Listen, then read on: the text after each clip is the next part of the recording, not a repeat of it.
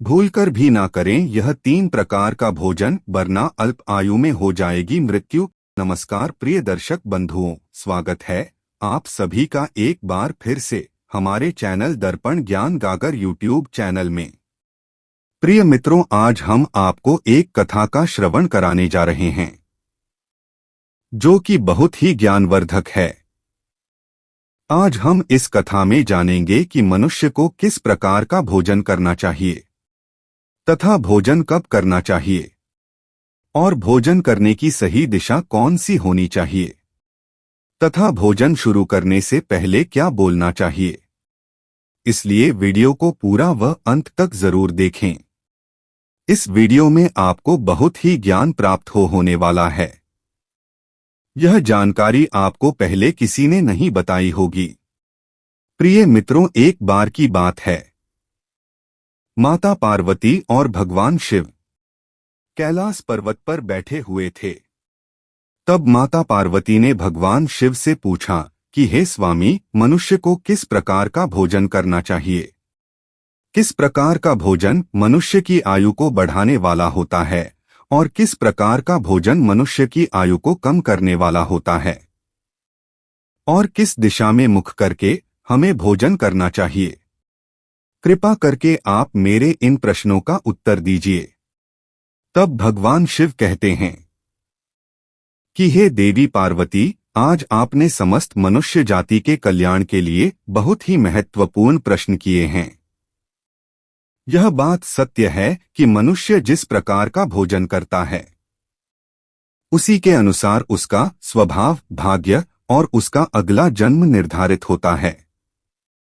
भगवान शिव कहते हैं कि हे देवी पार्वती, आज मैं आपको एक बहुत ही पवित्र व ज्ञानवर्धक कथा सुनाता हूँ। उस कथा में तुम्हारे सभी प्रश्नों के उत्तर तुम्हें मिल जाएंगे, लेकिन तुम मेरे द्वारा सुनाई जाने वाली इस कथा को पूरी व मन लगाकर अवश्य सुनना। हे देवी पार्वती, यह प्राचीन समय की बात है। एक बहुत बड़ा वन था। उस वन में एक छोटा सा तालाब था। एक बार उस तालाब के पास से एक ऋषि गुजर रहे थे, तो उन्हें तालाब के पास ही एक सुंदर और पवित्र कुटिया दिखाई दी। लेकिन उस कुटिया में कोई साधु महात्मा नहीं रहता था। वह कुटिया पूरी तरह से खाली थी।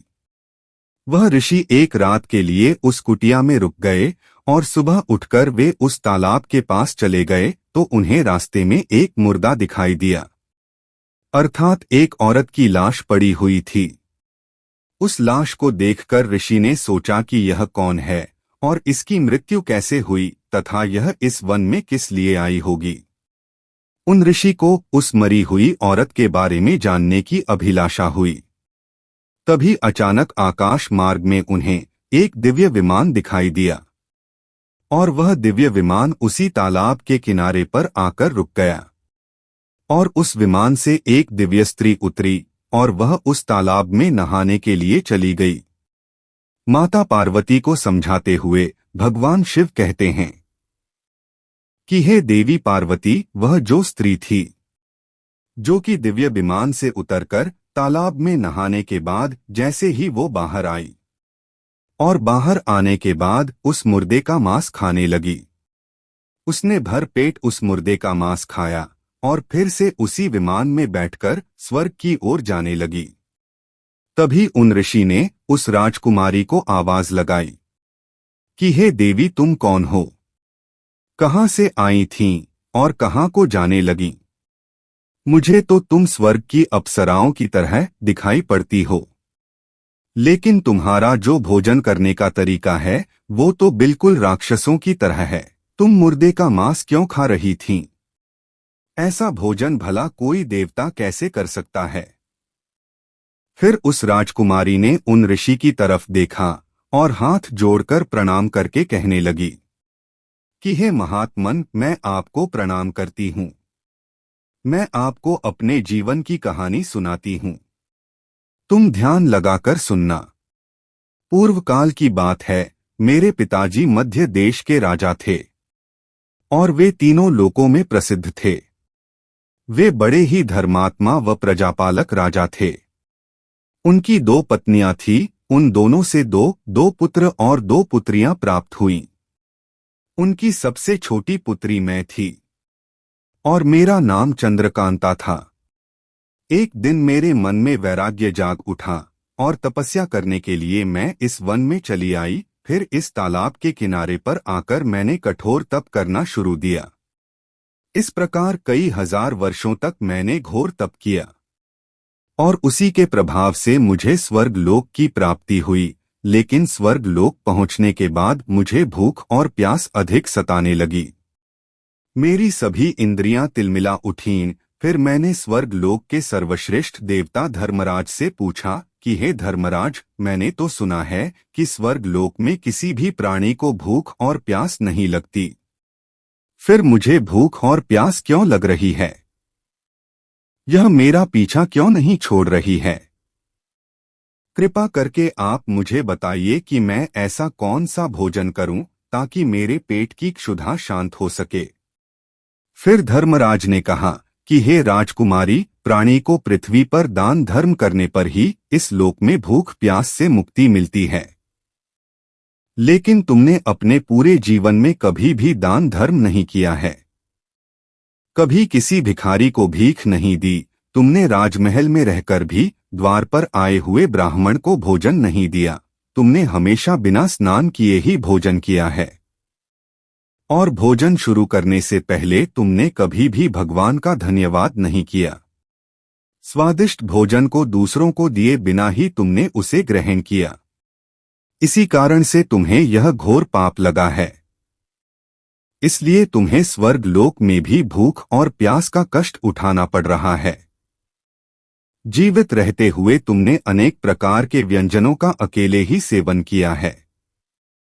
अनेक प्रकार के पकवान तुमने अकेले ही खाए हैं, दूसरों को नहीं दिए, जिससे तुम्हारा शरीर तो निरोगी बन गया परंतु तुम्हारा पुण्य क्षीण हो गए। अब तुम्हारे लिए एक ही उपाय है, उस तालाब के पास तुम्हारा जो मृत शरीर पड़ा हुआ है, तुम उसी का मांस खाकर अपनी भूख मिटाओ। माता पार्वती को समझाते हुए भगवान शिव कहते हैं कि देवी धर्मराज के द्वारा इस प्रकार से कहने पर उस राजकुमारी ने कहा कि हे धर्मराज, अपने शरीर का भक्षण कर लेने के पश्चात मेरा क्या होगा? उसके बाद मैं क्या खाऊंगी? मेरे खाने के लिए कुछ भी शेष नहीं रहेगा। कृपया कुछ ऐसा भोजन बताएं जिसका भक्षण कर लेने पर मेरी भूख मिट जाए और जो कभी समाप्त भी ना हो। तभी धर्मराज उस राजकुमारी को समझाते हुए कहते हैं कि हे राजकुमारी, अब तुम्हारे शरीर को ही मैंने अक्षय बना दिया है। उसे तुम रोज खाओगी फिर भी वह समाप्त नहीं होगा। दूसरे दिन वह फिर से ताजा हो जाएगा। उस मृत शरीर के अंग फिर से उत्पन्न हो जाएंगे और उन्हें तुम फिर से खा सकोगी। और जब तुम्हें अपने शरीर का मांस खाते हुए 200 वर्ष बीत जाएंगे, उसके बाद उस जंगल में एक दिन महर्षि भारद्वाज पधारेंगे और उन्हीं के द्वारा तुम इस पाप से मुक्ति पा सकोगी। प्रिय सज्जनों, इस प्रकार से राजकुमारी ने सारी बात उन महात्मा जी को बता दी और कहने लगी कि हे मुनिवर, मेरा शरीर कभी नष्ट नहीं होता और मैं रोज आकर अपने शरीर का मांस खाती हूँ। न जाने कब महर्षि भारद्वाज यहाँ पधारेंगे और मुझे इस कष्ट से मुक्ति दिलाएंगे। ऐसा सोचते हुए मुझे 200 वर्ष बीत चुके हैं और मैं आज भी उनकी राह देख रही हूँ। राजकुमारी की यह बात सुनकर वो महात्मा जी कहने लगे कि हे पुत्री, अब तुम्हारे इंतजार की घड़ियां समाप्त हो चुकी हैं। अर्थात मैं ही महर्षि भारद्वाज हूँ, जो तुम्हारे सौभाग्य से मैं यहाँ पर आया हूँ। कहो, मैं तुम्हारी किस प्रकार से सहायता कर सकता हूँ? तब राजकुमारी बहुत प्रसन्न हुई और महर्षि भारद्वाज के चरणों में गिर पड़ी और उस राजकुमारी ने कहा कि हे मुनिवर, कृपया आप मुझे इस घृणित आहार से मुक्त कीजिए तथा जिस पाप के कारण मुझे यह प्राप्त हुआ है, उस पाप से भी मुझे मुक्ति दिलाइए, जिससे मुझे अक्षय लोक की प्राप्ति हो सके। हे मुनीश्वर, मैं आपको यह दिव्य आभूषण भेंट करती हूँ। कृपया आप मुझ पर कृपा करें।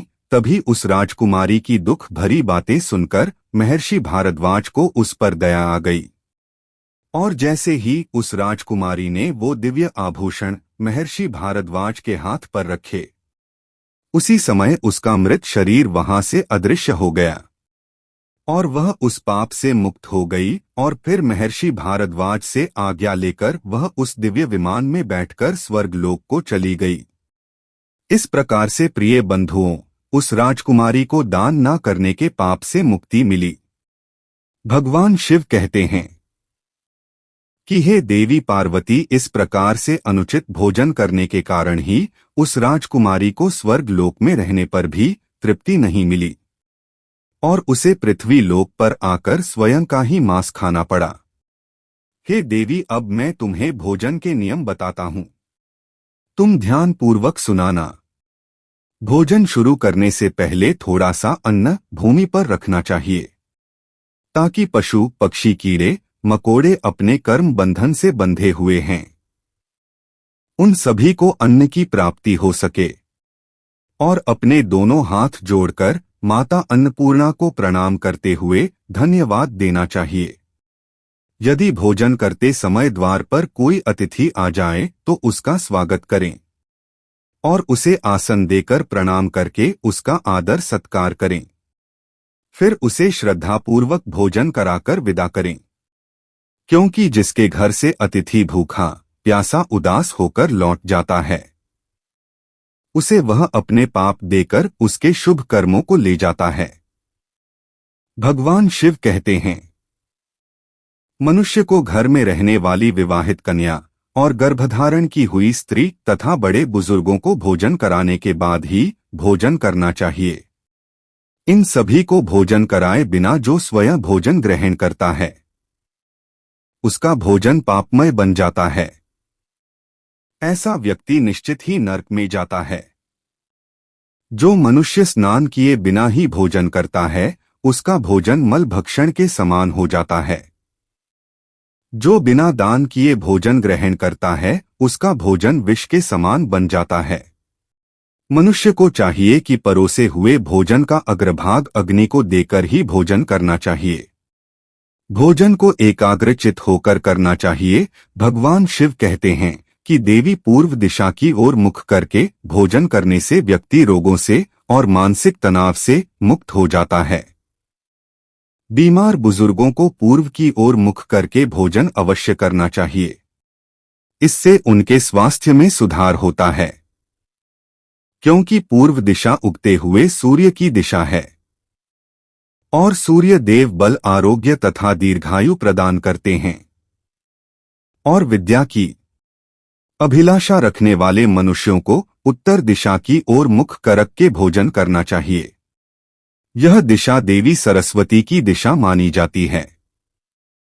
और ध्यान रहे, दक्षिण दिशा की ओर मुख करके कभी भी भोजन नहीं करना चाहिए, क्योंकि दक्षिण दिशा की ओर मुख करके भोजन करने से आयु कम होती है। कभी भूलकर भी टूटे फूटे बर्तनों में भोजन नहीं करना चाहिए, यह दुर्भाग्य को निमंत्रण देता है।